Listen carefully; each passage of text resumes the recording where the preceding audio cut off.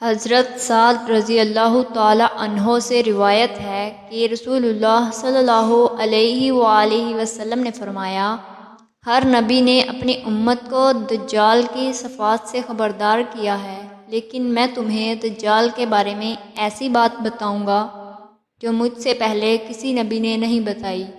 یاد رکھو، دجال کانا، ایک آنکھ سے اندھا ہوگا اور وہ رب ہونے کا دعویٰ کرے گا۔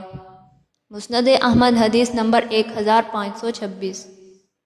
حضرت سعد رضی اللہ تعالی عنہ سے روایت ہے کہ ایک مرتبہ نبی پاک صلی اللہ علیہ وآلہ وسلم نے کچھ لوگوں کو مال عطا فرمایا، لیکن ان میں سے ایک شخص کو کچھ نہیں دیا۔ حضرت سعد رضی اللہ تعالی عنہ نے عرض کیا، یا رسول اللہ، آپ نے فلاں اور فلاں کو تو مال دے دیا، لیکن اس شخص کو کچھ نہیں دیا، حالانکہ وہ پکا مومن ہے۔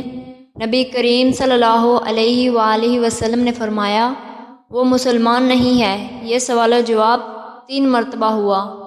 پھر نبی پاک صلی اللہ علیہ وآلہ وسلم نے فرمایا، میں بعض لوگوں کو مال دے دیتا ہوں اور بعض کو چھوڑ دیتا ہوں، حالانکہ وہ مجھے زیادہ محبوب ہوتے ہیں۔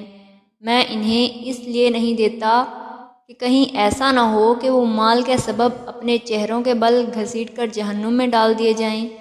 مسند احمد حدیث نمبر 1522۔ حضرت سعد بن ابی وقاص رضی اللہ تعالی عنہ سے روایت ہے کہ نبی کریم صلی اللہ علیہ وآلہ وسلم نے فرمایا، جو شخص قریش کو ذلیل کرنے کا ارادہ کرے گا، اللہ تعالیٰ اسے ذلیل کر دے گا۔ مسند احمد حدیث نمبر 1586۔